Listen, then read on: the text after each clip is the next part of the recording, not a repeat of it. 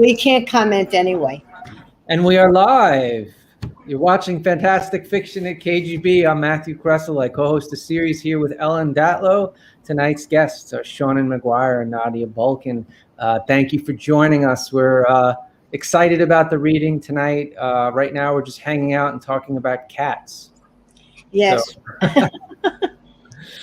So, and you can come in and talk about cats too. You can come in and talk about cats too. So yeah, we're not going to start the readings until about 10 after. Maybe 10 after 7 p.m. Eastern time. So just hang out, pull up a drink, pull up a chair, and get cozy.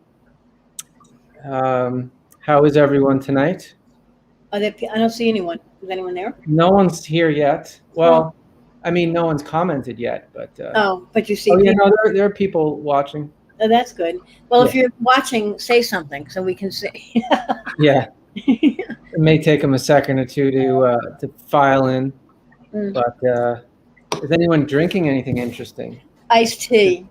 Iced I'm tea? afraid to drink any alcohol anymore, because why? Because I'm allergic. I became allergic to wine and it makes me sick, and I just have to test different alcohols now. That's so sad. I know. I like red wine with meals, it's kind of nice, and it can't do it. Crystal light. Hi, Amy. Hi, Amy. I ate dinner really quickly before this all happened because I knew otherwise I wouldn't be able to eat till 9:30 or so, and I'd be starved. Right. Yeah, my It's dinner 4 is sitting here on the deck. Mhm. Oh, that's right. It is early for you. Hi, Jay Bordeaux. Hi, Jay Thank Bordeaux. you for joining us. Where are you from, Jay Bordeaux? If you want to tell us. You don't have to tell us. If You don't have to. Or But you we can know make up a place. Amy's from New York. Right. I'm drinking something Oh, another called interesting. Sour Bikini, New York Have a City. bikini? Real? Okay. Sour Bikini, yes. Hi, Carol. Hi, Carol. I could try drinking something, just have my Tums or my Pepsi handy. I mean, that sounds like a big risk for you. I don't get. I have tried some things, but I have to just be careful because I'm not sure what's going to trigger it. Ugh. Right. Hi, It's Misty. not awful, but it's not great. Anyway, hi, Misty.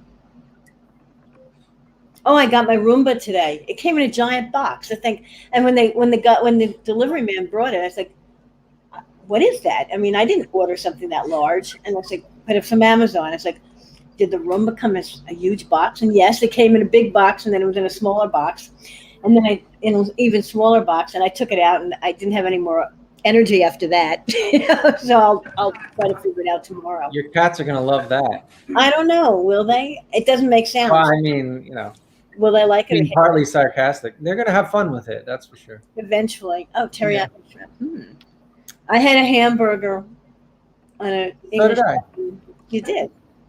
Yes. I make really good hamburgers. I mean, they're just all meat, and I hate to put when people put stuff in it, like whatever they put in it. I just want a hamburger. I just want meat. Thank you. Well done meat on a bun. Over the Woodward Wall. Yes.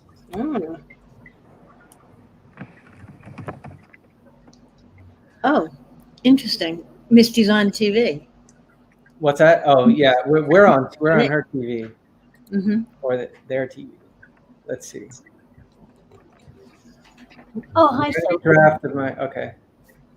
Sophie might join. Sophie is now on the windowsill. Hi, Sophie. She may join. She may be go on the printer soon. Well, it's straight up 7 p.m. So if you're just joining us, welcome. This is Fantastic Fiction at KGB. We have two our 16th month doing it virtually. Ugh. Can you believe that? I remember March 2020, everything started to shut down, and I was starting to get really nervous about doing it in person. And we just said, you know what, let's do it virtually. I had no idea it was going to be 16 months later. We're still doing it. Crazy. Yeah. That's basically. Sorry. Go on. No, go ahead. I'm doing a ReaderCon reading, that recording stories from the reading from the Shirley Jackson book. And I have to figure it out. I have to do it on Zoom on Saturday. I got 4 people who are members of ReaderCon. And I'm afraid if I could do it on this, it would be easier, or if I had help.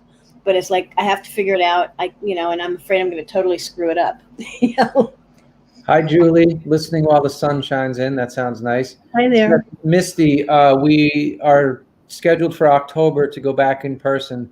We originally were thinking September, but it's kind of busy. It's a busy time for everyone. School starting, work starting. It's like a new.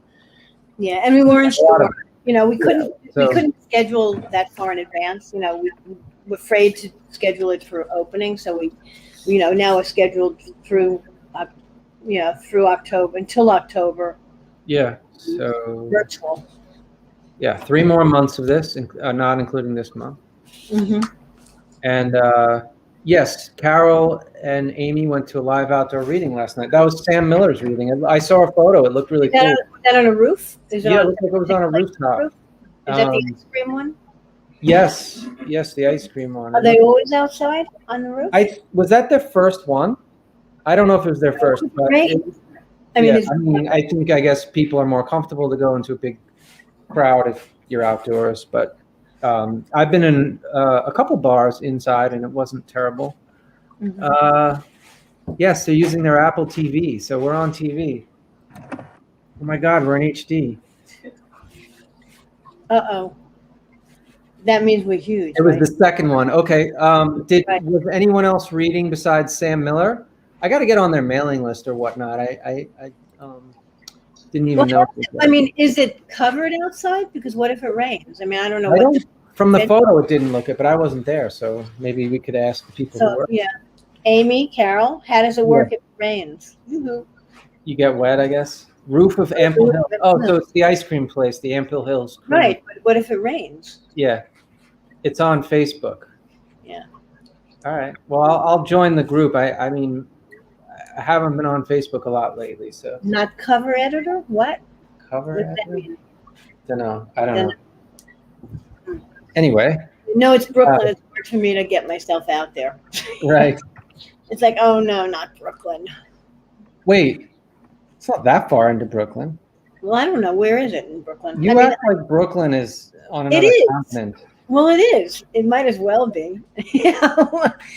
Going there, I hate. Coming back, it's easy. Once I get to Manhattan, I can find my way around. In Brooklyn, if you go, Depends on where you're going in Brooklyn. Huh? It depends on where you're going. Oh, I know. But if you get lost in Brooklyn, you're really lost. It's not easy to find public transportation and get out of where you are. In Manhattan, I know where everything is. There are buses. You have a smartphone now. You can get Lyft or Uber. Well, I haven't used it yet. It's so good. It's so candy. Well, I have to figure out how I'm going to get to Newark Airport next week. They're all expensive. I was going to take a bus, a cab, and the Newark Air bus, and I think that'll take hours and hours. I just have to bite the bullet and pay the money. And I'll never go to Newark again because I'm way across town now. I used to be right close to Newark Airport, but on the west side it was easier. Yeah. So I'm not sure. I was checking the prices for the car service versus Lyft. Lyft at 1 a.m. was over $100. At 9:30 it was $70, and I'll be leaving around 8 o'clock. You're better off for like airport service to just call like a local cab rather than Lyft or Uber because they do these like congestion pricing. I know. What I think I'm going to do is do a car service. Yeah. And then never go to Newark again. I'll always go to JFK. The flights are cheaper, but it is harder to get to. Well, now it's impossible. The easiest way to get to Newark from Manhattan is if you can get to the path. Just take the path straight to Grove Street, and from there, a Lyft to Newark Airport is only about $20. Mm-hmm. Oh. Well, I'm going to the airport, catching a plane. I'm always nervous that I'm going to miss it. Coming back, I have more options, but going, I just want to. I would go with the car service just for that directness, especially since if you're you're not heading to a convention this time. No. Most of the time when I'm traveling, a convention's involved, and so my car service is tax deductible. Yay! It's tax deductible. But my sister and I have to meet my sister. We're meeting at the airport in West Palm. Yeah, bring the Lyft. Just take a Lyft back. Go to the Grove Street Path Station. It's a short flight of stairs. It's a very nice path station, safe area. You're fine. Mm-hmm. Yeah, maybe I'll do that. Well, coming back, it's just easier. There's a Newark Airport Express that goes to Grand Central, and I can take a cab from there. But it's just getting there is like, I can't deal with it. Especially this is my first trip since the pandemic. Did I hear something? Wait a minute. Oh boy. Well, Jack, Cats are crawling again. Intermission. Well, There Ellen goes. And let's look at Shawn and the cat for a second. Oh, that's Yeah. Thomas. Hello, Thomas. what is Thomas wearing? Jack Yes. Thomas is wearing a painted shirt in his size. He has an anxiety disorder. Oh, So poor baby. he is an adult male Maine Coon who has to be shaved 3 times a year. We get him a high and tight. We say we're going to peel that cat. And he comes back looking like a shorn sheep because otherwise he ingests too much hair and he gets really, really sick. Yeah. Amy, I did check Carmel. I'm probably going to use them going. In the meantime, so Jack has started to knock things over, which means he wants either attention or food. Probably food, but he just ate, so he's not getting any more. Do you just have a pop-up that says Jack the Jerk for every time Ellen's cat does something? Yes. Yes. Okay, that makes a whole lot of sense. It happens every month. Come here, baby. Um, Come here, honey bun. well, we're coming up on about 10. It's 7:08, but I think we could probably start. What do you say, Ellen? We could. I'm petting Jack, though. I could wait until you're done petting Jack. We could wait. Where'd he go? He went away. It's okay. All right. We can start. All right. So you're watching Fantastic Fiction at KGB. I'm Matthew Kressel. I co-host the series with Ellen Datlow, and tonight's guests are Seanan McGuire and Nadia Bulkin. Thank you for joining us. We're excited. As we were saying, this is our 16th month doing it virtually. So just a couple of quick announcements before we get into tonight's reading. As most of the viewers know, but if you're joining us for the first time, we normally do the readings at the KGB Bar in Manhattan, hence Fantastic Fiction at KGB. So they were closed for the pandemic. I think New York City's fully open now, from what I heard. Which But- doesn't mean we're going into huge crowds. Right, we're not going to go back to the bar until October. I think by then everyone should be hopefully pretty comfortable being in a bar. But yeah, they did take a big financial hit being closed for that period. So if you can support the bar, there's a link there. There's a link in the YouTube description below if you can support the bar. The other thing too I want to mention is that the series itself costs us a little bit of money to run each month, and if you can support us, just click on the link below. We give the readers a little stipend. We pay for the streaming service. We were taking the readers out to dinner. We have been giving KGB Bar money each month as well. So if you can, support us, we greatly appreciate it. And some of you have already been supporting us. Some of you watching tonight. I won't name you, but thank you very much. It is extremely appreciated. I also want to mention that we have a sponsor tonight. Tonight's show is sponsored by Tor.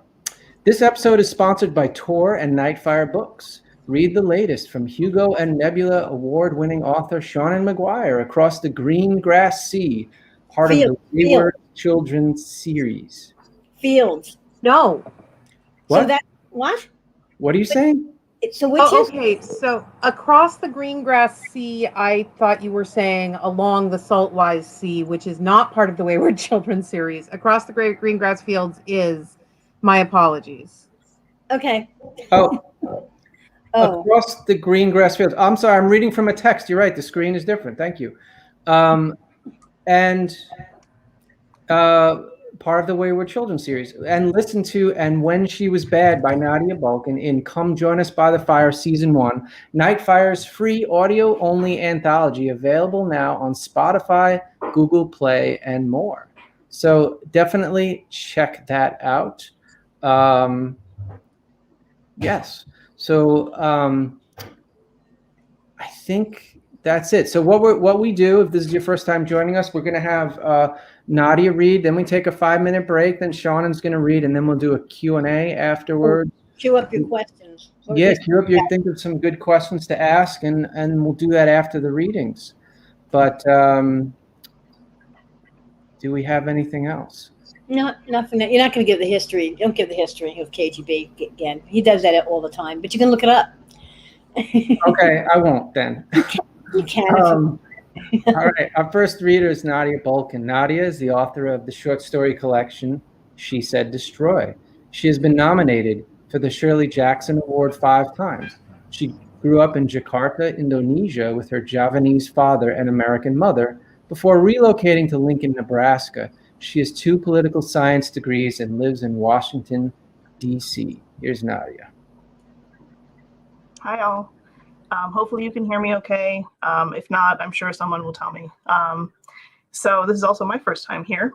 So I am really excited to be here tonight. I'm going to read for you all today a short story called Vide Cor Meum, which is Latin for See My Heart.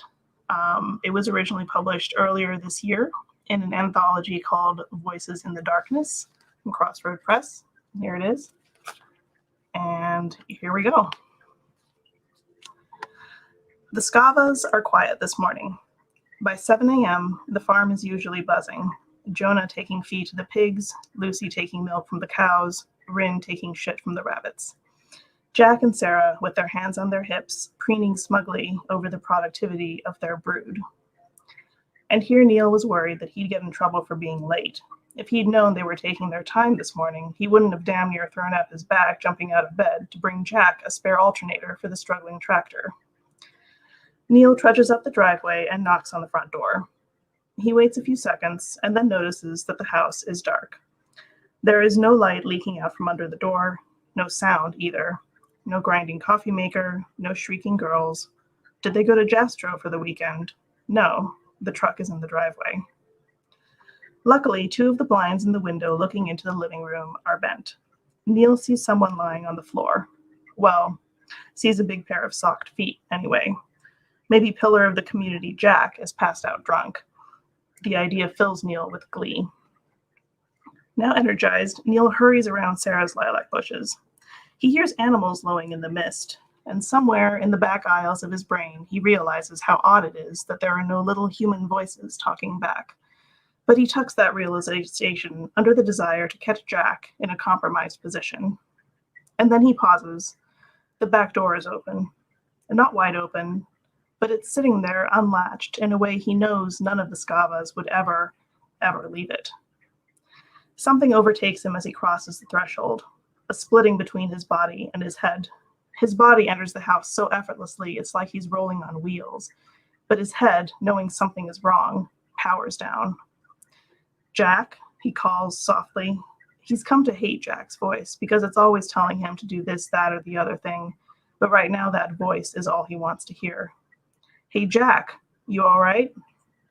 All right, escapes his lips after it's already too late, after he has seen that Jack, lying on the floor of the living room, is in no way all right. People look so solid on the outside. Inside, we're just liquid. Neil stands over Jack's body for a small eternity, watching blood seep into the hardwood until his brain finally finds some other ledge to land on. What about Sarah and the kids? He yells up the stairs. Hello? Anyone here? Curiously, he is afraid to call any of their names, even though each one balloons in his throat. And that's because he knows. By the silence that's turning his tinnitus into an insectile scream, he knows. When he was young, his father told him a story about a man who found the wreckage of a small plane crash in the foothills of Mount Minot. The man knew from the way the plane had left nothing but black soot on the snow that no one could have survived. And yet he went to look, even though there was nothing to do but see. That's the story Neil's thinking about as he starts to climb the stairs. 10 minutes later, he is back in the living room with Jack, calling the police. He could not speak upstairs. He is not sure, in this moment, if he will ever be able to go up the stairs of any house, ever again. Whoever is answering the phones today asks him to wait while they send someone, so he waits. He waits, making little walls around his eyes with his hands. He waits, counting the seconds so he doesn't think, doesn't smell, doesn't hear. 15 minutes later, he's sitting on the front porch telling the cops about Jack, even though, of course, they already know all about Jack. He's telling a story about him and Jack that isn't a lie, but isn't quite true either. Jack, the wonderful boss, him, the grateful worker, one of my best friends. It's a story that Neil wishes was true, the story that deserves to be true. But there is a liquid sound rising from the house behind him, like a gurgling brook or a boiling pot. Everyone is liquid. The sound builds and builds until it seems to be coming from inside him, and Neil finally begs to be allowed to leave. He rushes home as if he's being chased, not by anything in particular, simply by the great crumbling of the world. He almost slips when he makes the mistake of thinking of Sarah's face, resting in pieces on her pillow. By the time he gets to the gate of his shut house, the pressure on Neil's poor old heart is making it hard to move his limbs. Still, he forces his fingers to relatch the gate, to stumble up the path, to relock the door, to protect himself. Inside, Neil turns around to maybe have himself a drink, at least catch himself a breath, and then he sees it. Blood welling into his living room, onto his favorite rug, seeping straight out of the floor like a rose pluming from a wound. The Scava's autopsies haven't told the investigators anything new. Death from hemorrhaging between the hours of 3 and 6, missing murder weapon, likely an ice axe, no fingerprints, no DNA. Annette's got a feeling, though. She's got a feeling that the key to unlocking what happened to the Scavas is still somewhere inside that house. She's heard the theories passed around the break room. Oh, it's a disgruntled farm worker, burglar, one of those vagrants who's always lurking at the train station asking for work. But Annette's got a feeling. She's got a feeling this killer fits a profile they're not even considering. She's got a feeling this killer isn't bounded by the mundane history of modern crime in Colac. She's got a feeling that this killer might hover. Moonlight catches movement in the bushes around the house. A prowler? Annette had dismissed reports by passers-by of shadows hanging around the house, the vague sense of presence. Just rubberneckers wanting to get involved, she thought. But now she sits straight up in the patrol car, adrenaline shooting so fast it hits her in the eyeballs. He came back. She's about to climb out and make a vainglorious name for herself when a squirrel hops out of the bushes. Annette sighs and reminds herself, unhappily, that Dugash would rather have her stare at an empty house than conduct a single interview. You're smart, Dugash told her, but this is sensitive. You don't know these people. He's right, she doesn't know them. She doesn't know where Mr. X gets his coffee every morning and how long Ms. Y has been in town and why the alphas and the betas love to hate each other, or even that they hate each other at all. Ms. Annette has been in Colac for 2 years and this is still true. She likes it that way. She likes the quiet impermanence of weekends, jogging around the glassy lake with no one but the ducks for company, preparing for another life somewhere else. Besides, Annette knows other things. She reads cold case files from other towns within a 10-kilometer radius. She sees behavior the other cops are numb to. She's immune to their predispositions. Oh, he wouldn't. Oh, she's always. And it doesn't matter that she never met the Scavas while they were alive. She can see them better this way, with neither bells nor whistles. Truth is cold. Truth is dry bones. Annette checks the time, which is midnight. Then she looks up, and her heart, well, it doesn't stop exactly. More so goes still, because moonlight has unexpectedly filled the house. Like the winter moon has simply, suddenly dropped like an anchor into the kitchen. For a moment, she wonders if this stillness is what it feels like to become dead. But then, thankfully, her pulse revs up like a jump-started engine when she realizes what has probably happened. Someone's broken in. Annette checks herself for her gear and the house keys before climbing out. She's got a feeling, and she sneaks up to the front door. A sour, bitter feeling, but not the kind she gets when she thinks she's about to have a violent encounter. This is an older feeling, a murkier one, but by the time her hippocampus has any hope of placing the feeling, it's too late. She's already touching the handle. Inside, a man and a woman putter around the kitchen. He's washing his hands at the sink, although the water isn't on. She's wiping the countertop with an invisible cloth, round and round and round. When they turn to each other in conversation, their faces blur, just like the pictures of ghosts that get tucked away in the back of photo albums, dismissed as double exposure. It's Mr. and Mrs. Scava, cleaning up in the kitchen, as if they have not noticed that they are dead. Thoughts are colliding inside Annette's head, so fast and vigorous it's like hail on a roof, but the only one she manages to pluck out of the storm is the utter horror of spending eternity in what used to be one's kitchen, wiping up spills. Then they look at her. She hopes they have not seen her, but their eyes still see. No soft phantom smudges there. Those eyes sink in like millstones. darker than the night sky, deeper than the ocean floor, heavy enough to leave welts on Annette's skin. By then, everything in Annette's brain has emptied out. All that's left is the sound of negative space, the burn of bleach. She has become Annette in vacuo. What eventually fills the vacuum, to her shock, are her parents. She left them behind 100 kilometers away in a humble white farmhouse not unlike this one. They're probably doing these chores right now, cleaning up the kitchen, putting away food, turning out the lights. Annette creeps backward, hands searching behind her for the door. It would be faster to turn and run, but she's too afraid. She can't put her finger on what exactly she thinks will happen if she breaks eye contact with Mr. and Mrs. Scava, but she's got a feeling. So she keeps creeping, and they keep staring, until she's out of the house. She creeps backward all the way to her patrol car, which she quickly slips inside and whose doors she quietly locks for the remainder of her watch. The Scavas are so loud now that they are dead.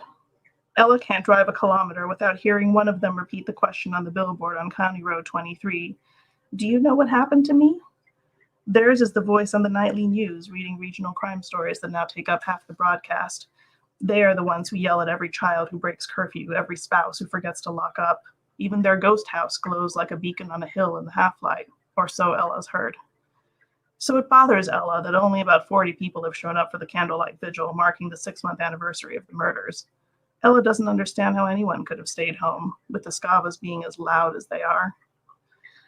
She can't hear for half of what the speaker is saying.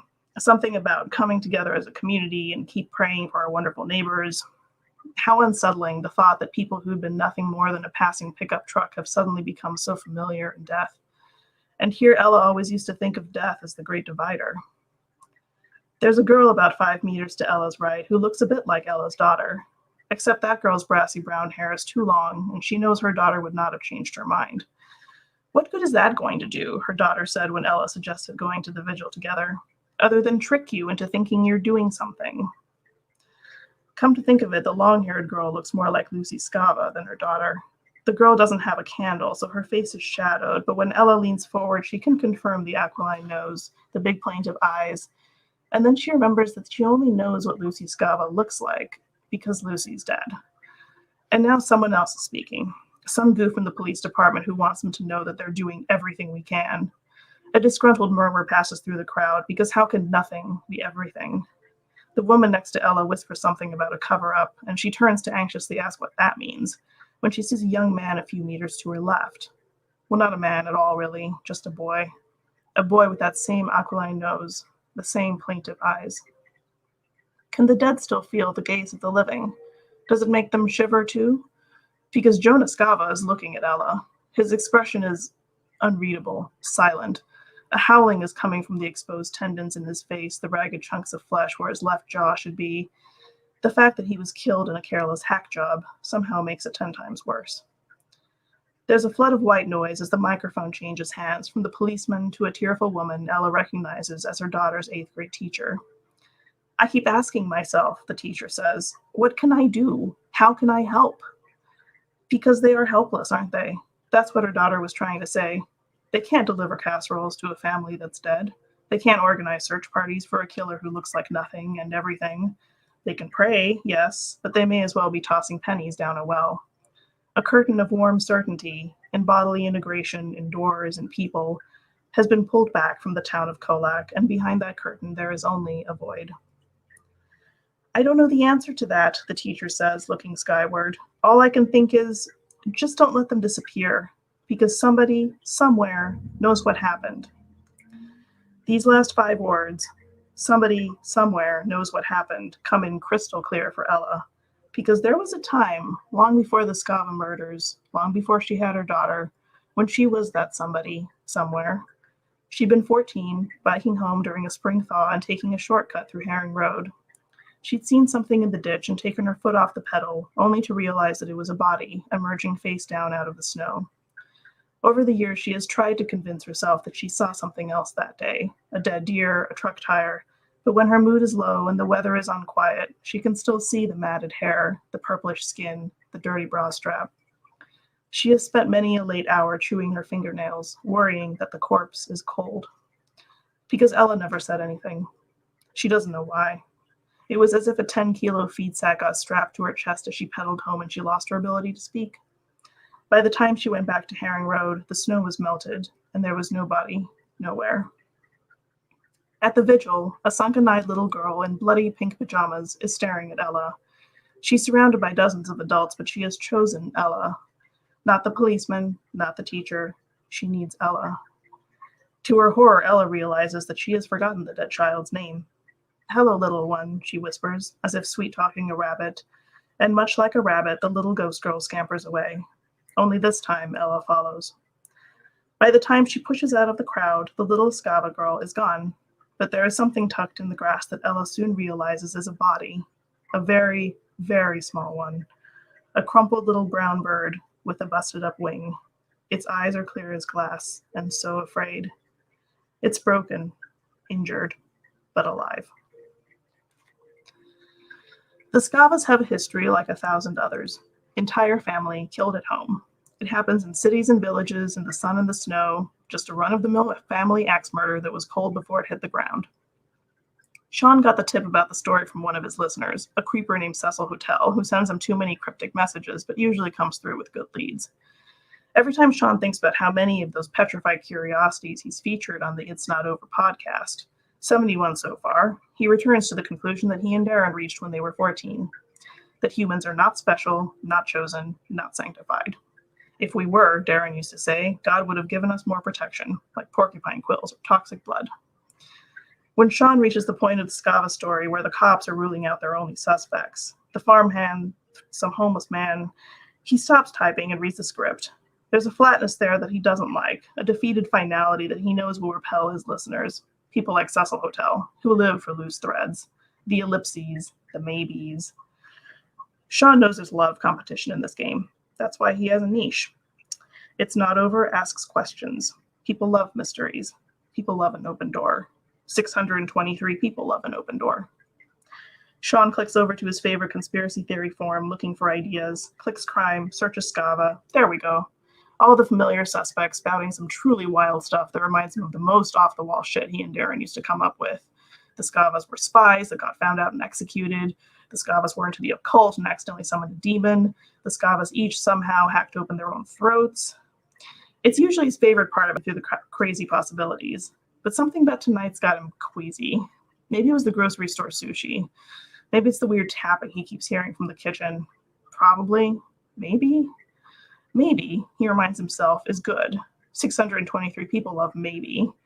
He needs the number in his mind like a tongue dwelling on a canker sore. It makes him feel a little sick to think about those numbers as he tells the stories of the dead, but every new subscriber is another witness, he figures. And isn't witness the last thing a soul can ask for after everything else is gone? I don't want any of that absolution shit, Darren used to say, when they were thinking about the fact that the world is just layers upon layers of corpses. I just want someone to say, hey, I see you. I see what you did. I see who you are. An electric tingle races down Shawn's arm. He doesn't know why 7 years after vanishing off the face of the earth, Darren suddenly won't leave him alone. Fucking Darren for never walking out of a national forest, and fucking Darren's parents for having Darren declared dead just because they couldn't handle the uncertainty anymore. Without a body, Shawn has to assume that Darren's not dead. That's not to say he thinks Darren is alive. He just doesn't know how anyone can declare another person's life to have ended. Maybe that's what he should have called the podcast. Darren's not dead. Shawn always says on every episode that he's a neutral party. He doesn't care what the answer is. Whether it's murder or an accident or an act of God or the devil, he just wants the truth. But he also knows that should his phone ring right now with Darren's parents telling him we have news, he would probably hang up on them because he really needs Darren not to be dead. When Shawn reaches the part of the Scava story where the cops are freezing the investigation, he lays his head down on the desk. In his sleep, it is winter. He's in a landscape of rolling hills, the kind he sees in Van Gogh paintings, but never in real life. On the horizon, standing against the spiraling sky, there's a house, a farmhouse. It's a brilliant blue-white, the color of snow under the twilight, and shooting out bright yellow beams like a car headlight. He isn't sure how he knows this, but he knows. It's the house the Scavas live in. No, lived in. No, live in. Outside the house, there's a person. At least he assumes it's a person. It could be anyone, he thinks. And as soon as he does, it turns into Darren in his full hiking gear. He yells out Darren's name, and though the sound barely carries across the field, the Darren figure turns and goes into the house. At this point, he starts running, feet sloshing through the snow. It seems like he's not getting any closer, like the house is stealing away with Darren, and then he's walking right in the front door. Inside the living room, Darren is lying on the floor. Sleeping? Hurt? He inches closer, and blood starts to pool from Darren's head. Another step forward, and Darren's skin begins to decay. He wants to stop now. He wants to go back. Instead, he stumbles forward another 2 clunky steps, and wildflowers burst from Darren's ribs. Shawn is still screaming when he jolts up at his desk. Fucking Darren. Fucking Darren's fucking dead. The Scavas are up next in Gabby's podcast queue. She checks the description. Family murder. Big family murder. It's not exactly what she feels like listening to right now, but she's already got the episode downloaded and she can't get connected to the airport Wi-Fi. The silence is excruciating. Listening to someone else's disaster is the only thing that beats back the void that licks at the edges of her life. She quickly presses play.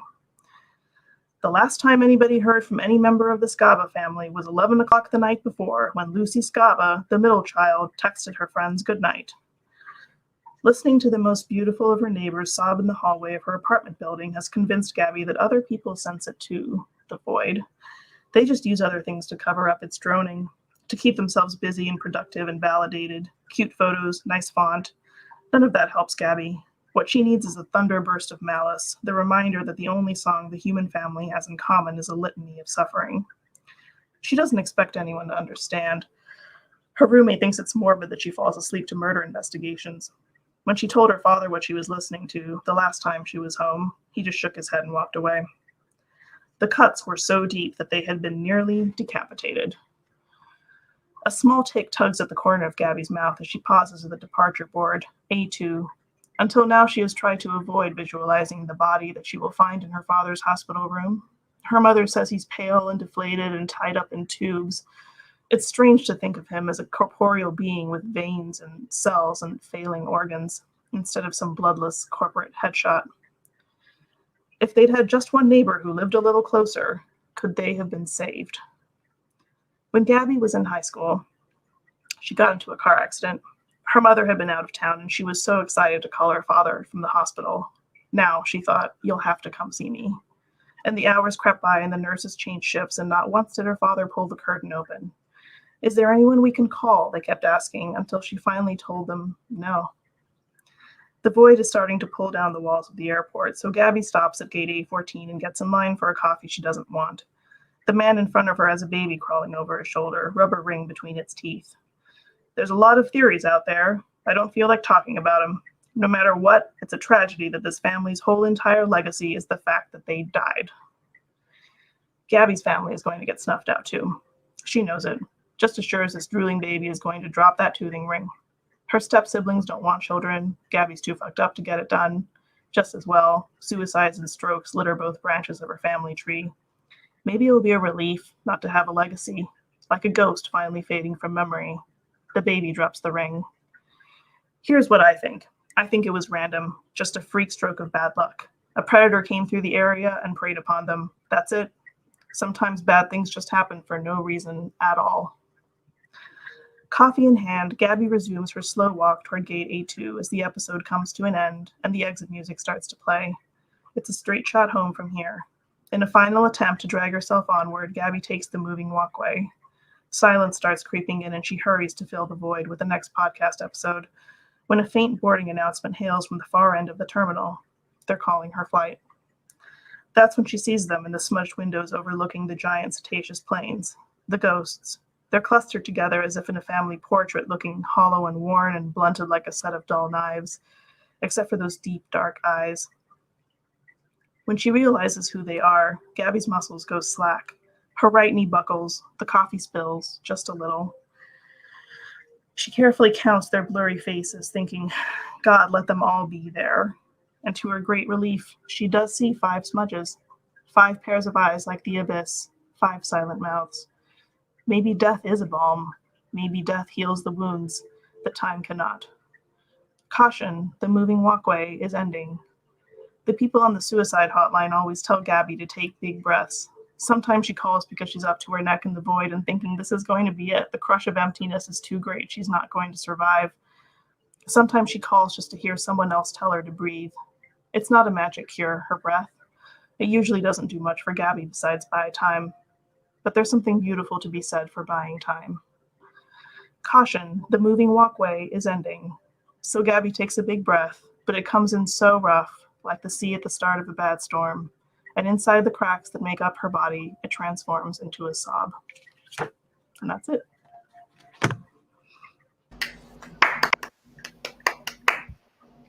That was great. Really good. Yay. Thank you. That was great. Thank you. So if you want to get She Said Destroy, which was obviously not what you read, but there's the link there in the ticker there and in the bottom. And just remind us one more time the name of the collection that's in, the anthology. It's in Voices in the Darkness. Awesome. Cool. And there's a bunch of really cool other people who also wrote stories in it. So Thank you. So we're going to take a quick break. So just want to remind everyone that tonight's episode is sponsored by Tor and Nightfire. Make sure to check out Across the Green Grass Fields by Seanan McGuire, and season 1 of Come Join Us by the Fire, which has a story by Nadia Bulkin and When She Was Bad. So we'll be back in about 5 minutes with Shawn, so stick around.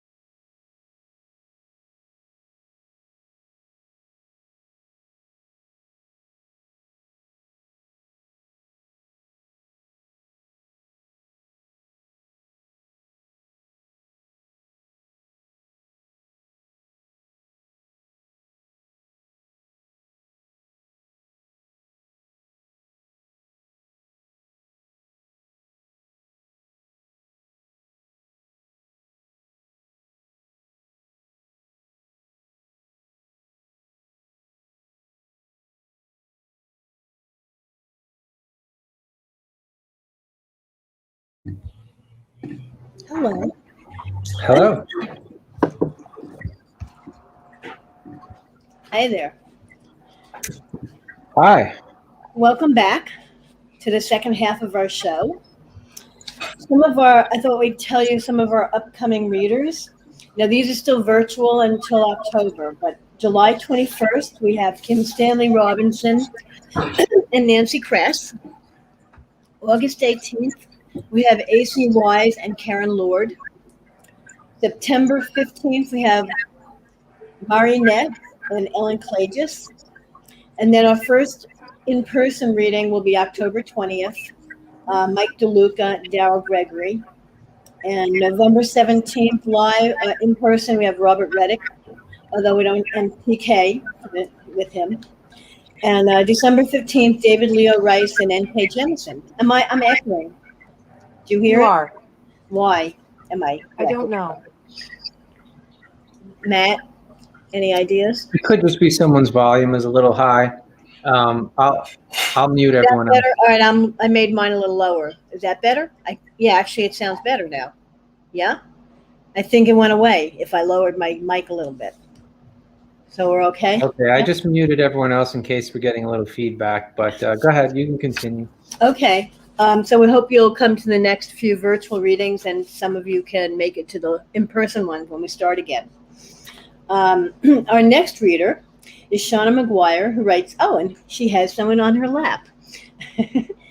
Shawn Maguire writes science fiction, fantasy, horror, and comics.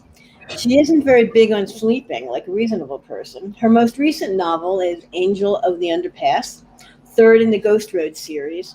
Her first novel, Rosemary and Rue, was published in 2009 and has since been followed up by more than 40 volumes under both her own name and the name Mira Grant, her pseudonym for more horrific fiction. Please welcome Shawn Maguire. Hello, thank y'all for having me tonight. This is Elsie, and I'm trying to convince her that she doesn't need to be on my arms right now. Come on, baby, get down. Go on, good girl. And tonight I'm going to be reading to you from a story called Love in the Last Days of a Doomed World. So thank you so much for joining us this evening out here in sunny, scenic Seattle, Washington. 1. Her hair tastes like strawberry shampoo, chemical and sweet and repulsive and perfect. Perfect because it's hers. Perfect because she's here, tangled in my sheets, cradled in my arms. She is my extinction event, my beautiful comet hurtling through space toward the unthinking dinosaurs of my past. She's perfect. She's flawed and fallible and perfect, and her hair is in my mouth, and if I didn't know that the habits and hubris of biology won't allow it, I would stay here with her just like this until we died. Let them find our bones tangled together like an ossuary from IKEA. Let them never know how close they came. But we can't lie here and sweetly starve to death. Our bodies will scream for food and water and visits to the toilet. We'll start to ache and stink and suffer, and they'll steal the strawberry from my mouth and the smile from the corners of her lips, and we'll get up. Inevitably, we'll get up. We're living things, after all. Living things struggle for their own survival. They can't help it. But they can refuse to see the comet coming. They never see the comet coming. Even when the sky is midday bright in the middle of the night, they call it pretty, call it remarkable, call it anything but what it really is. Call it anything but over. 2. This matters, even if it seems like it doesn't. Everything matters, even if it seems like it doesn't. My brother, sitting on the living room floor, cross-legged and concentrating on the funny books in front of him, his own little 4-color world. Sometimes Dad comes home from work with bags full of them, and he'll sit on the floor with Adam for hours, both of them engrossed in the adventures of men who wear their underwear on the outside of their clothes, like that's enough to give them the power of flight, super strength, justice. Sometimes Dad puts on a deep, plummy voice like something from the news and says, "Justice isn't just us, it's everyone."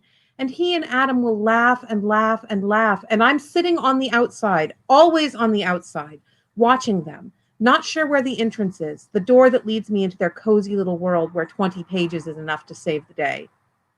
It's not because I'm a girl. It's not. Sometimes I wish it were. Sometimes I wish my father didn't bring me funny books just because he thought they were for boys, and not because he thought they were beneath me, because he thought I would look at them with disdain before going back to my physics books and my equations.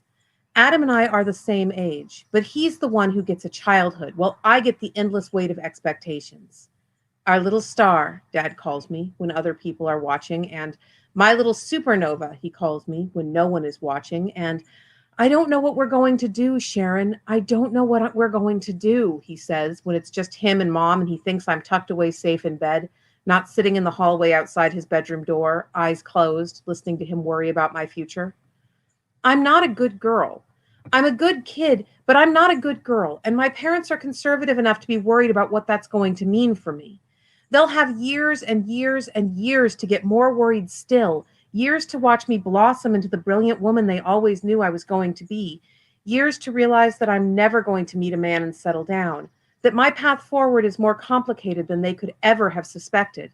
Right now, though, that's the future, and the present is my brother on the living room floor, reading about a man in blue tights who can fly and lift trains over his head with one hand, who came to Earth to save us, last son of a doomed world. He's from Krypton, Adam says, wonder and awe in his voice. Another world, far away and impossibly foreign, even if the artists who create it, one line at a time, are working of necessity from their own understanding of the world. What would the air smell like on Krypton? What would the wind feel like? Everything would be different there, even if convergent evolution somehow gave us strong-jawed, black-haired men with smiles like pancakes on a Sunday morning. How did he get here? I love my brother. I do. We don't have much in common. We never will. When the future comes, when I'm tangled in a swirl of sheets with the taste of strawberry shampoo on my tongue, he'll be living with his wife and 3 children somewhere in the middle of Ohio, in a farmhouse I've only seen in pictures posted on Facebook, denying that anything's wrong with every word that leaves his mouth. Climate change is a hoax, and we need to close the borders, and it's not that we hate the gays. I love you. You're my sister. I'd kill anyone who said you weren't good enough. It's just that most gays aren't like you. They're not safe around children. They're not safe around normal people.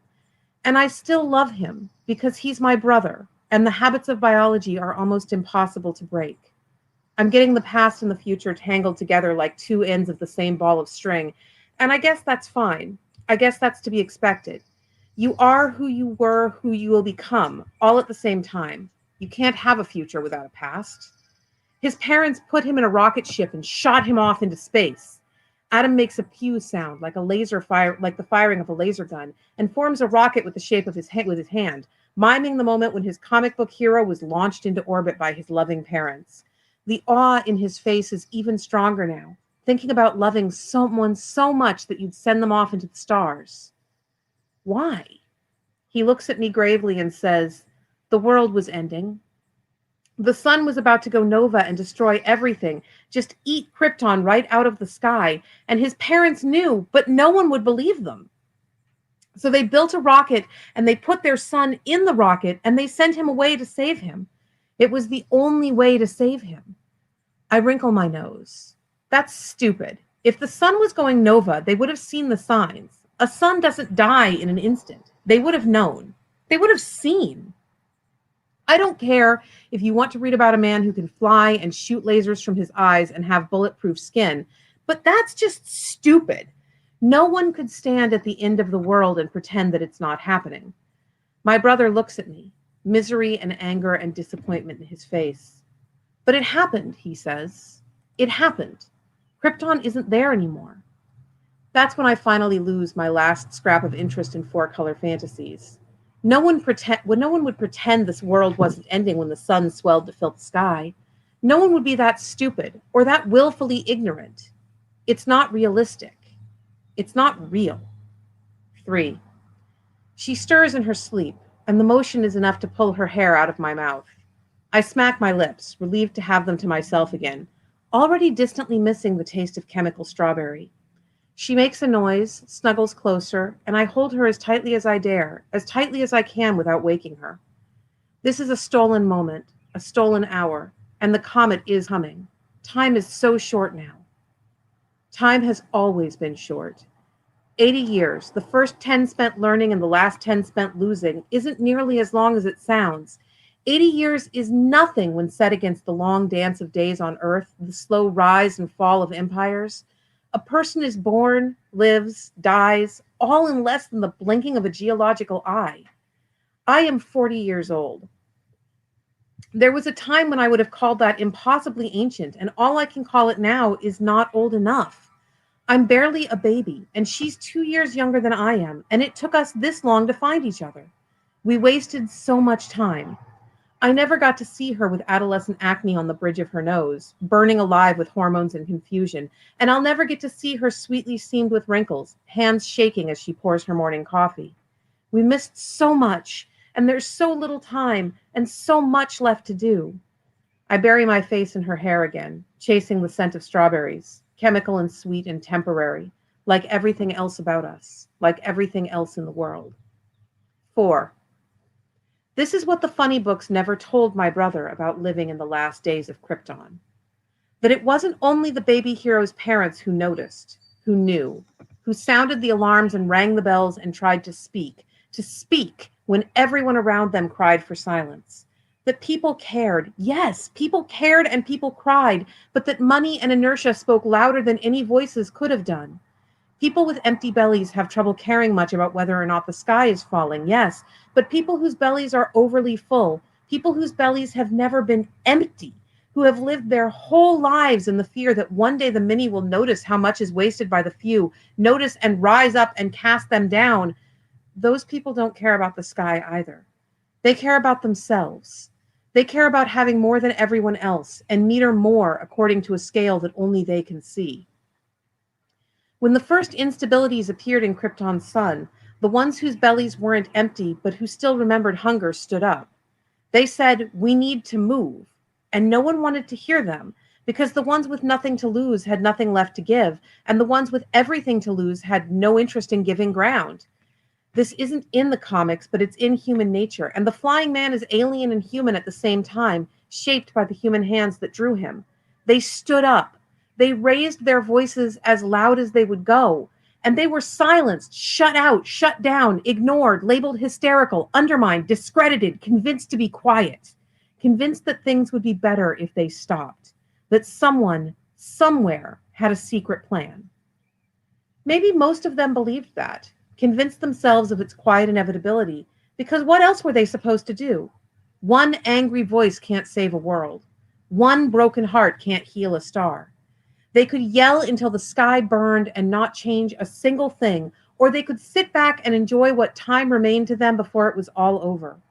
Some of them must have fallen into quiet, everyday despair. That's the side of the superhero we never saw. The people drinking themselves to death in their Kryptonian living rooms, eyes turned toward the hostile sky, waiting for the end. Maybe the rest of them built rockets. Maybe it wasn't just one baby hurled out into the void, destined for an alien planet, a place where he would never be normal, but where at least he could be. Maybe it was dozens, entire families, crying children, teens and infants, and everything in between. Gravity is unforgiving. Physics shows no favoritism. For one baby to crash to Earth, safe and sound and ready to thrive, how many did they have to launch? The rocket was hope, either for survival or for a quicker, cleaner death. I hope that somewhere someone is building rockets. I hope that somewhere someone is about to do the unthinkable for the sake of the impossible to avoid the unimaginable. I hope that we're as good as the people of Krypton. We invented them after all. We should live up to their example. 5. "Why did you let me sleep that long?" she asks, rolling over to look at me. Her eyes are gummy with sleep, lashes sticking together, and there are creases in her cheek from where her face was pressed into the pillow. And she's beautiful. She's so beautiful. And I love her more than I have ever loved anything. This love is a weight, a rock suspended in my chest in defiance of physics and biology both. And I suddenly understand so many things I never understood before. "I want to build a rocket," I blurt. She laughs, reaching out to cup my cheek with one hand like I've just said the funniest thing she's ever heard. "A rocket," she says. "Really? To where?" "Krypton," I say. She doesn't laugh this time. She kisses me, and even though we both need to brush our teeth, her mouth is sweeter than her hair. She kisses me, and I know she understands, knows she would get into the rocket if she could, let me hurl her out into the void, past the shimmering sparkle of our gravity, into the hope that waits beyond. This isn't a comic book. She'd die there, breathless and freezing, and maybe that would still be kinder. She kisses me, and everything is hot and cold at the same time, and for a little while we commit the final sin of Krypton. For a little while we forget. The woman in... sorry, 6. The woman in the library isn't interesting enough to take my attention from my book. Not many things are. Books are better than people. They're easier and kinder, and they move as fast as I want them to, letting me take my time or leap ahead. Books are safe.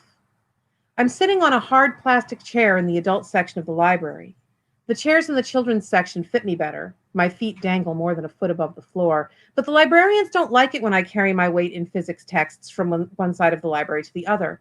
I'm not sure why. I don't like to make the librarians unhappy, and so here I am, content in my nest of paper and plastic and physics.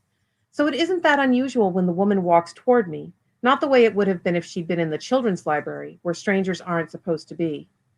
She drops a folded piece of paper on my book as she passes. I pick it up, intending to hand it back to her, but my eyes catch the equations inside, and I'm lost. It's poetry. It's mathematics so impossibly advanced that they become a language all their own, and by the time I realize I'm looking at someone else's work, it's too late. When I manage to tear myself away from the equation, she's gone. I didn't really get a good look at her. I'm 11. All adults look alike to me. Her hair is the same color as mine. I remember that much. Finders keepers, I whisper, and slide her note into my pocket. Tonight, I'll dream of those equations. 7. This is not a story about Krypton. 8. She shows up again when I'm 15. This time I look up faster. This time I see the angle of her jaw and think that she looks a lot like my mother. But she's not my mother. My mother is thinner, sharper, more worn away. This woman walks like she knows the world will step aside and let her pass. The second equation doesn't fit perfectly with the first, but I can see the steps between them, the places where my own work will slide in and fill the gap. So I fill the gap. I can see the underlying question she's trying to answer now about time and speed and the way things move. I want to understand it. I want to know why she keeps dropping her equations on my table. I want to know. 9. The shower runs for 3 minutes and 8 seconds, the timer outside the bathroom door counting down usage like a condemnation. Residential water use accounts for less than 3% of wastage, but that doesn't matter. Making us account for every drop is so much easier than reining in the people with so much money that their lives are effectively part of a different genre. We're living true crime while they're living science fiction, and they get to boil oceans while we count cups. When she steps back into the bedroom, patting a towel against her dripping hair, the smell of strawberry shampoo comes with her, stronger than ever, and I'm in love. I'm in love all over again. I would do anything for her, anything to save her from the sun going nova, from the temperature rising as the water tables dwindle, as the economy collapses. Our ending will not be as clean as Krypton's. This is a comet flashing through the night sky to smash the sky and bring about a winter that lasts for decades, and not the sun deciding our story needs an ending. And maybe this is what we deserve. The people of Krypton, willingly ignorant as they were, fell prey to a natural disaster. There was no avoiding the fusion flash of a sun past its prime, no shifting the seas and skies of their homeworld to some other, safer destination. We did this to ourselves. We had the warnings and we had the chances to change, and we ignored them. But we is an unfair word. There are babies in the world right now, toddlers, children too young to have played any part in this inevitability. There are people who spent their whole lives fighting to reform the system, people who have worn themselves from stones into blades into stubs as they broke their hearts against the mountain. Not everyone did this. We somehow allowed ourselves to be governed by monsters, and by the time enough of us realized what was happening, it was too late. Not for the planet. This is not a story about Krypton, because no matter what happens next, Earth endures. Unless someone presses a button and cracks the world's crust, Earth keeps going, heals from the damage we've done, tries again. Dinosaurs and monkeys have had their turns. Maybe the coyotes get a shot next. Maybe the crows. Not us, though. We'll be forgotten. Characters from a funny book, shaken off and swept aside. I breathe deep, trying to chase the shadows away. The air tastes like strawberry shampoo. I like this brand. It's pretty new, on the market within the last 5 years. I'm going to miss it. I love you, I say. She smiles. 10. I recognize her when I'm 18 because the bones of my adult self has settled and because I've been waiting 3 years for her to show up again. The first equation, the second, and the pieces I've crafted for myself, they all tell me a story, and that story says she was always going to come back here. When she sees me waiting, she smiles. She got our teeth fixed at some point.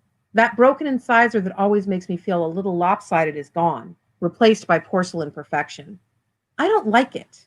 It makes our smile exactly like everyone else's. But I'll still do it when I have the chance, because there's power in anonymity.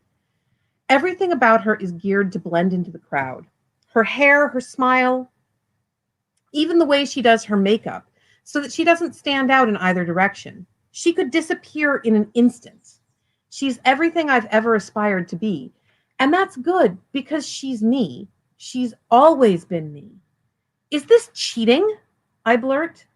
Maybe that's not the most sophisticated question to ask my older self, but fuck it. I'm 18 and this is weird, even if I've been waiting for it since the day she dropped the second equation. Maybe, she says. I don't know. I gave me the first equation when I was you. And if there was someone at the beginning of the chain, someone who actually did the work, I haven't met that version of us yet. But you had to do enough of the work yourself to understand it when you got to the point of being this version of ourselves. You have to be able to make it work. Why? I ask. Because, she says, this isn't a story about Krypton. 11. There are no good times for women like us, for girls like the girl I was. I always thought when I was younger that the good times were inevitable, that humanity would keep getting better, would find a way to accept itself in all its complex wonder. But we fell prey to monsters before we could get there. And I no longer believe that humanity is going to become any better than it is right now. This is it. We'll burn or we'll drown, but either way we'll be over. Krypton is always destroyed. That's the purpose of the planet. It's a place to be from, a place to remember, a place to mourn. All those little funny book people who existed only to appear in the background of a few panels, watching as their sky caught fire, all those lives that never made the cover. There's no rocket for us. I don't know if there's going to be a rocket for anyone. Maybe someone will find a way. Maybe a ship will throw itself into the void filled with our best and brightest, or filled with our richest and rottenest. But either way, we're a middle-aged physicist with bad eyesight and no stomach for heights, and her equally middle-aged concert cellist lover. We're not going to find a birth. The people who care about humanity will send the young, and the people who care about themselves will send the old, and we'll be stuck in the middle. People like us, we're the background characters on Krypton. We were always only here to go. There are no good times for us. The world turns, history repeats, humanity eats its young. But there are places where we can disappear, where we'll be those nice women who keep to themselves and never married. So sad, what a waste. It will be a life lived in hiding, a life lived as sisters or close friends or companion widowers, but it will be a life. And in our bedroom, there will be the smell of strawberry shampoo and the tangle of sheets and her hands warm in mine, her body long as a life sentence stretched out beside me in the bed. This is not a story about Krypton. This is a story about comets. This is a story about getting out of the way. 12. She thought I was kidding when I told her what I was working on. But the tests have been getting more and more successful. The reach has extended further and further back. I can do this. We can do this. Yesterday, I visited myself in the library. I dropped the first piece I'd need and walked away, priming the paradox that would bring me here, to this moment, to this time. She looks at me. She lowers the towel. Are you ready? She asks. If you are, I reply. Our bags are packed. Vintage clothes and vintage cash and maps older than either one of us. There is no good time for women like us, but there will be time. There will be long summer afternoons and longer winter nights. There will be time, and if it's not good, it will still be sweet, like strawberry shampoo. It will be enough. We will be enough. Her smile is like the comet crashing through the atmosphere, ready to wipe the world away. It's the sun shining on Krypton on the last morning before it ceased to be the planet's lover and became its greatest enemy. All right, she says. Let's go. 13. There is no rocket for us. There is no press of acceleration, no ozone burn. There is a box, and there is a flash of light, and then there is silence. She reaches for my hand in the dark, the weight of decades pushing down on us, holding us in place. The air tastes different. Our vaccinations are up to date, but we may be responsible for a new, novel outbreak of the flu. I'd be sorry about that, except we're already a paradox. This has all happened before. This will all happen again. I hope someone breaks this cycle. I hope someone builds the rocket. But I can see her smiling dimly through the dark, and this is enough. This is enough. This is not a story about Krypton. This is a story about going home.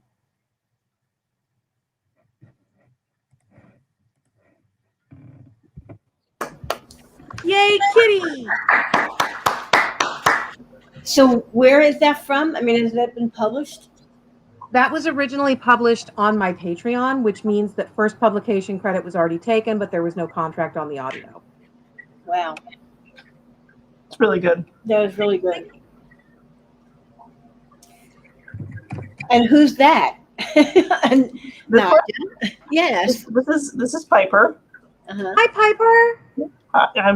Yes, as noted, she's the one with attachment issues. So yeah, she woke up. So so we're going to do a Q&A now. So if you have questions to ask Shawn and Nadia, put them in the live chat, and we'll put them on the air. We'll ask the authors. Matt, do you want to start asking a question? Sure. I'll start with Shawn, and since you just finished. Okay. So you're extremely prolific. How do you write so much? I really like dice. Okay. That is actually how I write so much. I start every morning by taking a bunch of D10s, which is this shape here if you're not a dice person, and lining them up on the top of my computer keyboard with the 10 pointing upward. And that is however many thousand words I have to write that day. Wow. And every time I reach 100 or have to stand up for any reason, I iterate the die down. So if I've written 300 words, I'll turn it to 7 before I get up and go to the bathroom, whatever. And when I clear the die, when I reach the point of you have written 100 words past hitting the 1, I take it off my keyboard. And until my keyboard is clean, I can't do anything but work, pee, and eat. Wow. That's pretty disciplined. That's very disciplined. That's brilliant. That's a good discipline to have. Yeah. So how does that work? How does that work with edits and rewrites? Do you also count that? Edits and rewrites actually make me really squirrely. Like I enjoy them. I like to be edited. Having a good editor is a gift, and there are editors that I work with better than others, and editors who can communicate with me better than others, because that is a skill too. Like Ellen is really good at this. You have to have an editor who is aware of the fact that a group of writers is basically a superhero team. We're all slightly neurotic. We're all being composed by a different creative team. We all think, we all have massive imposter syndrome, and we all think we're going to save the city. So you have to know how to talk to each one of us. And it's a learning process. It's a learning process for the editor, because if I've never worked with someone, it's like, how blunt can I be, or should I coddle them first? Once I work with someone, I just like, do this, or not do this, but I have these problems, just fix them. What do you think? And she gets more blunt the more you work with her, which is fantastic. But edits and rewrites, for all that they are vital and essential, and I treasure receiving them, make me a little squirrely, because while I am focused on those, I'm not generating new words. And so part of my brain clicks on and says, you're not working. You've been at your computer for 9 hours today, not working. Who wants to write 3,000 words before bed? Is it you? I think it's you. And that means that heavy editorial times sometimes lead to accidental trunk novels. Oh. Interesting. Nadia, I have a question. What was your... I have one. Oh, go ahead. I'm sorry. Well, there's one from Misty. Should I put that? Do you want to ask that one first, Ellen, or should we do it from Misty? Well, sure, but I wanted to ask first. Why don't we ask Nadia first? Okay, go ahead. What was the inspiration for your story? So the inspiration for this story was I listened to a lot of true crime podcasts, like a lot. And I also realized that there's something sort of, I don't know, iffy, squirrely, to say, use Shaw's word, about like listening to tragedies that have happened to other people. And I wanted to sort of like engage in that idea of like, when, like, what are we really doing this for? Why are we listening to this? And this story in particular, I will say my source is based on a family murder in Hinterkaifeck. It's been talked about many times. There are actually some people who think the murderer came to America after the fact, never been caught. So it's like this great, very haunting, creepy mystery. But yeah, I wanted to, you know, just in the keeping of the spirit of why I wanted to write it, like say, you know, acknowledge that that's where it came from, even though it's, you know, kind of my whole idea was sort of like echoes the true crime and storytelling and myth making, like it all is just echoes going forward into the future, and you kind of lose the initial spark that started it all, that was very, very real, you know, and like burned somebody's entire life, you know. But in the end, it's just a light. Yeah.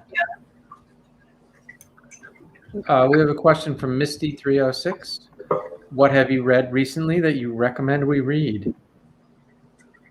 Either of you, both of you, take that.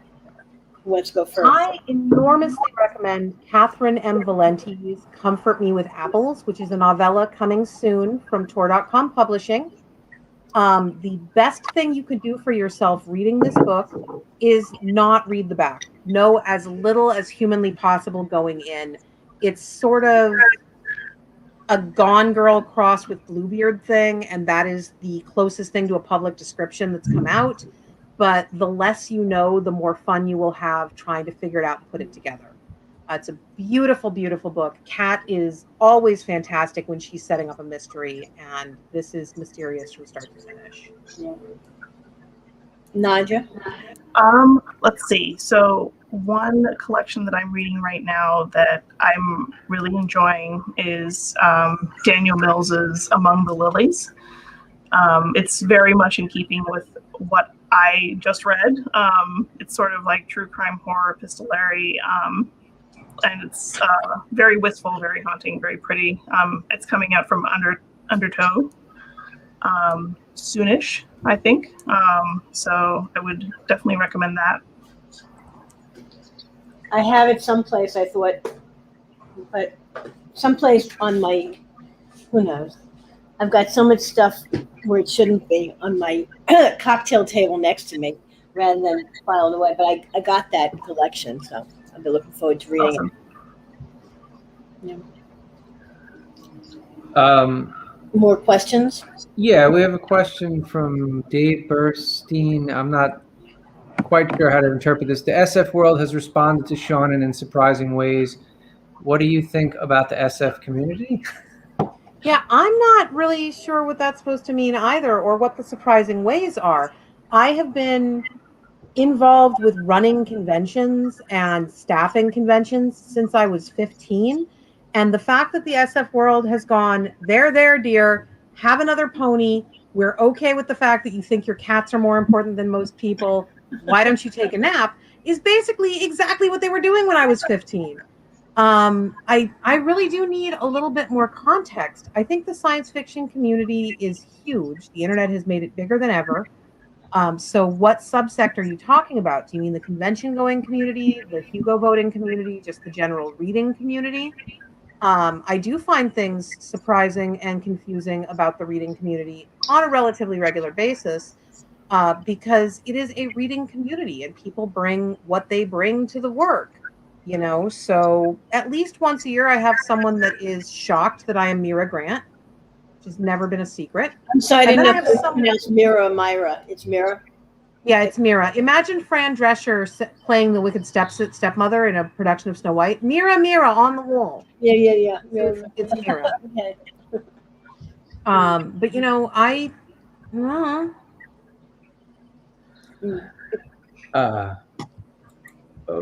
Okay. No. We have a question from Amy for Nadia. Amy wants to know, what's your favorite true crime podcast? Oh man, that's really tough. So my go-to is Generation Y, and it's because I was driving from DC to Nebraska for 18 hours, and I was listening to that podcast. I do generally think they do a good job, but I do think that if you're looking for a more like a less traditional podcast, there's like CBC, I think, does really great investigative podcasts that are sort of like less, covering sort of crimes that are more systemic, institutional, that kind of thing. So I really recommend those. But yeah, Generation Y is my go-to. Oh, and Swindled is about white collar crime and is amazing and is very needed because we have a lot of that. Shawn, do you have any favorite podcasts that you like? I don't like to have to focus on words, and I don't commute. It turns out I mostly stay inside my house. So I listen to music all day. I fell off of Welcome to Night Vale, which I freaking loved as soon as I left my day job. Amy has another question for Shawn. Okay. Here we go from Amy. For Shawn, what can you tell us about the sequel to Middle Game? It exists. Okay. It is not a direct sequel. It is what Peter Clines calls a sidequel. So it is in the same world. It is not necessarily following all of the same characters. I do occasionally get huffy on Twitter when marketing or publicity describes something incorrectly, just because it sets reader expectations in a way that I know preemptively I will not meet. And when it was initially described as a direct sequel to Middle Game, I did a shouty. I'm like, it's not a direct sequel. We're not hanging out with these people. We're not picking up the narrative. We're just going back to that world.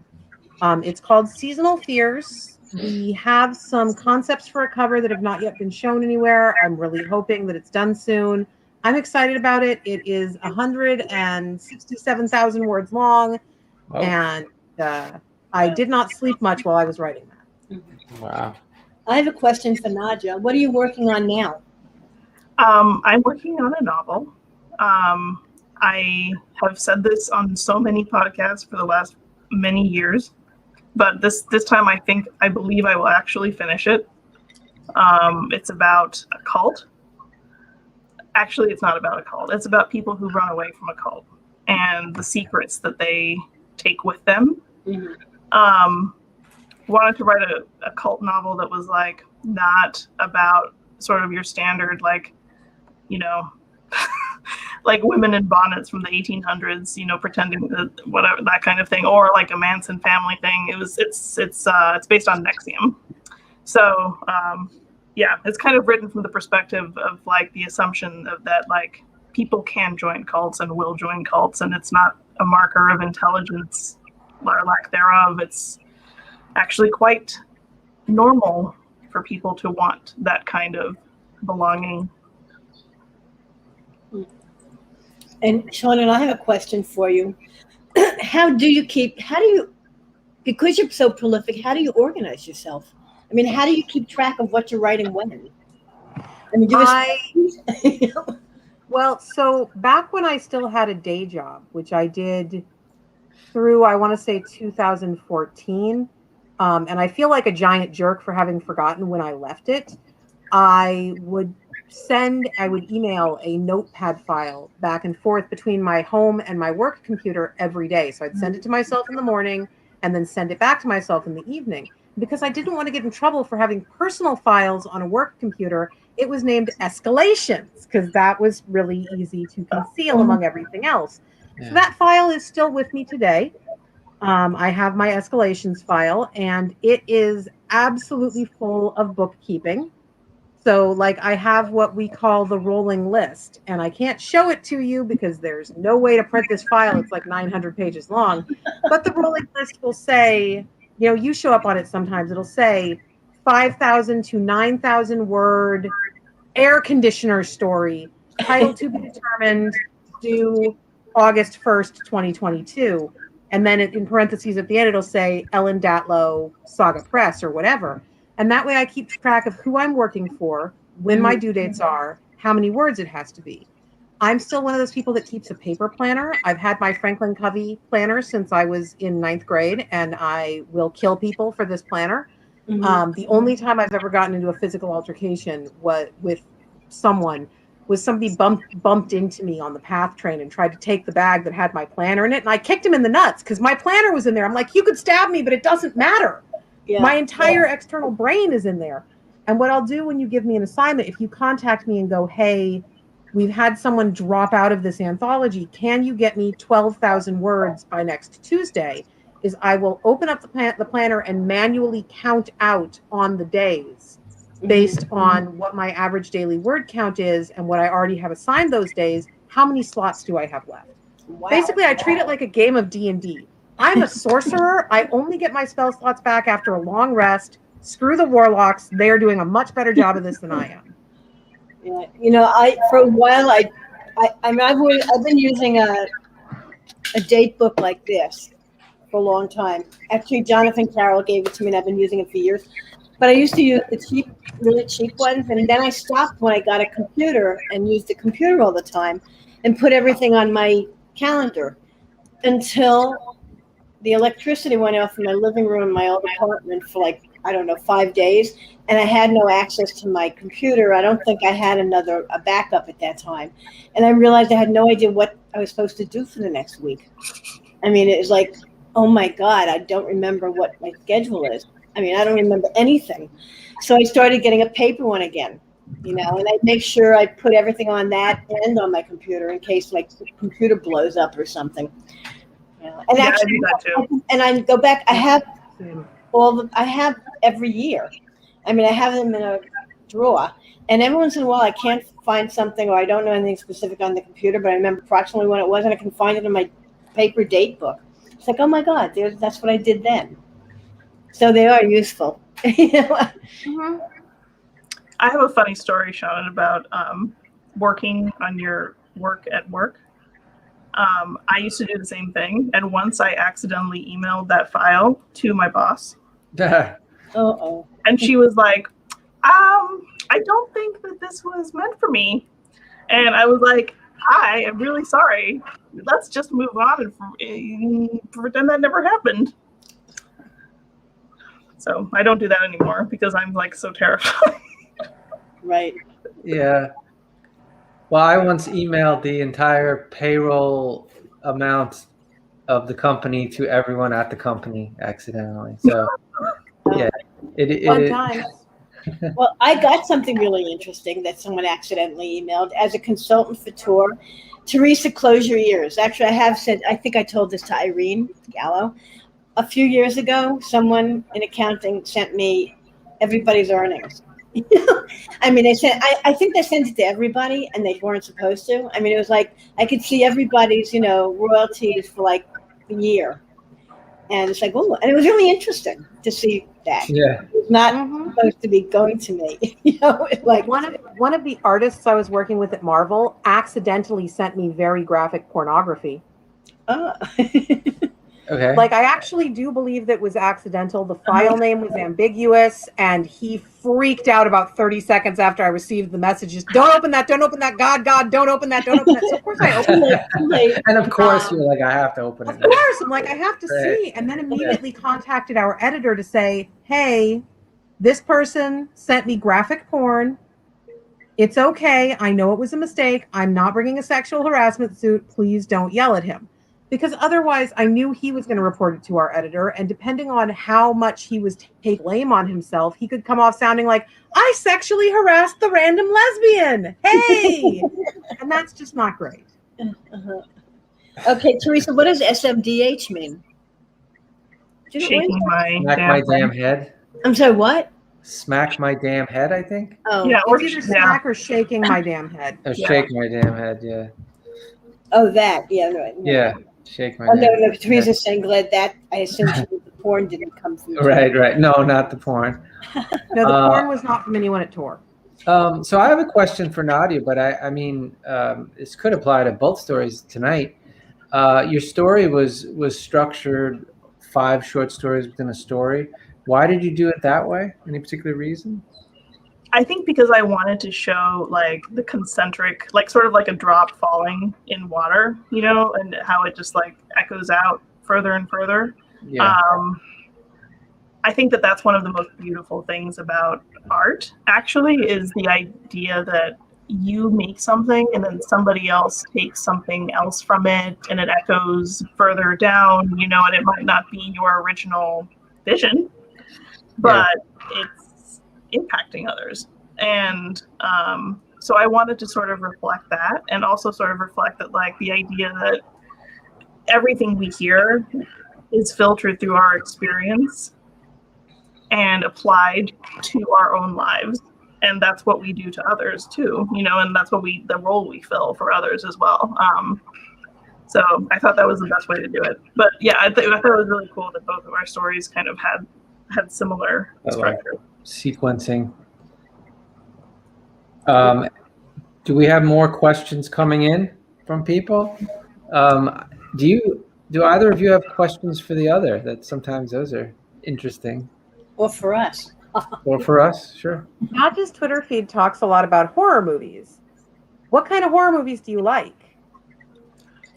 Oh man, I like sad movies that are also like very emotional, artsy.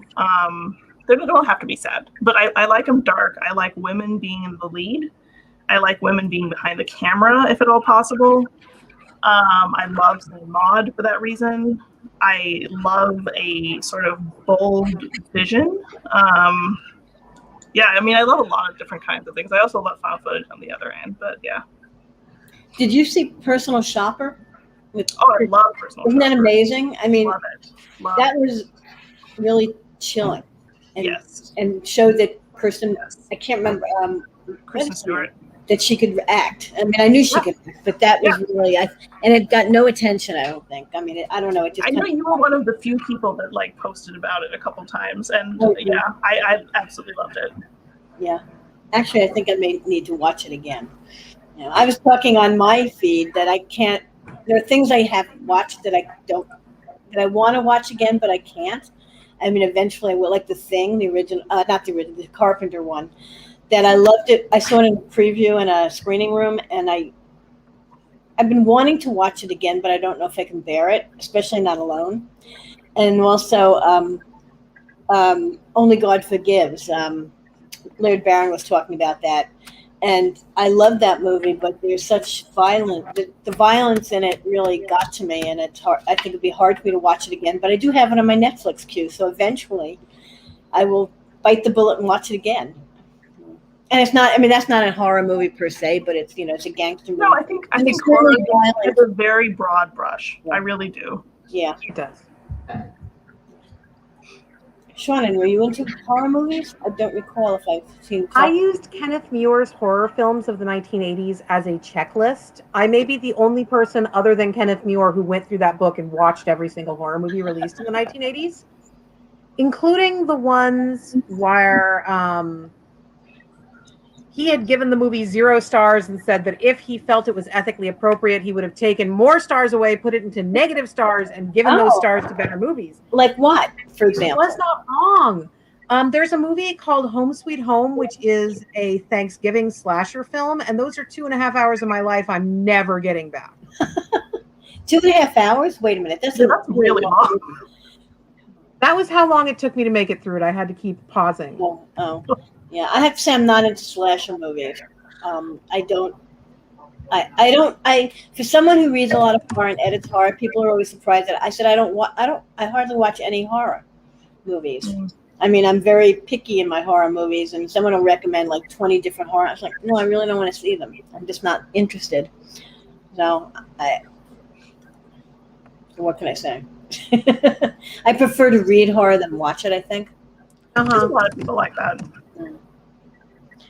Any more questions from people? We've got captive audience here.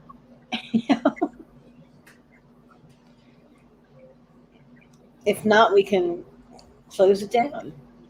Or is anything coming in? We'll wait a couple more minutes, but just want to remind everybody that tonight's episode is sponsored by Tor and Nightfire. Check out Across the Green Grass Fields by Seanan McGuire, and come join us by the fire season 1 and 2. Season 1 has And When She Was Bad by Nadia Bulkin, so make sure to check that out. But yeah, so I think there Shawn vanished. She went. That was a great magic trick. Oh, there. Here she is. Make it back before you came back. Awesome. Shawn, I don't know if you saw Amy's thank you. Did you notice that? Did you see that? Amy, I can't see that. I don't have the YouTube open. Oh, okay. Well, it's in the comments here, but do you want to read it? It's also as a fat girl who swims, I wanted to thank Shawn for the character of Cora in the Wayward Children series. Oh, you are so very welcome. Yeah, no, I spend a lot of time in the river at my local swamp, so. Misty's asking a question, but is it to Shawn? And I assume it's Shawn because we already talked to Nadia about her next book or what she's working on. Well, either one of you, if your next projects, plural.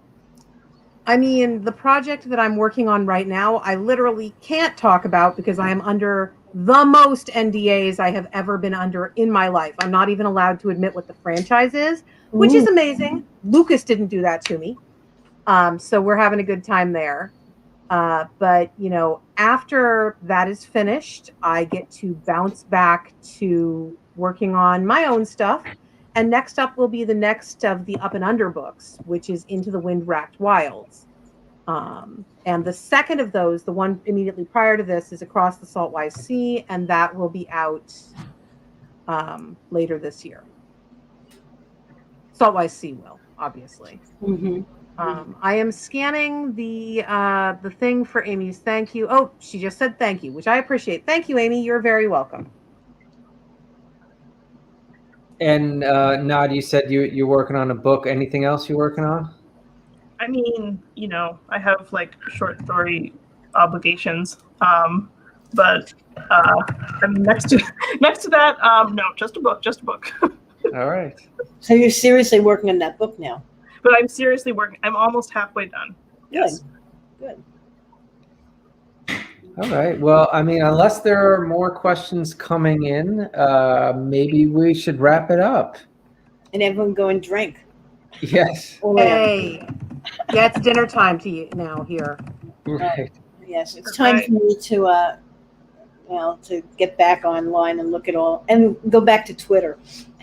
Right. See what's brewing. The horror of Twitter. Yeah. But thank you so much for coming. Yeah. Thank you to the audience. But you guys are great. Your stories were wonderful. Yes, thank you. Thank you, Shawn, and thank you, Nadia. Thanks to everyone who's watching and watched. And thank you to those who supporting the Fantastic Fiction series, not just now, but in the past and in the future. So thank you. Really looking forward to seeing everybody in person soon. So stay safe, stay healthy, and we'll see you next month. Great. All right. Bye. You and good night. Bye. Good night.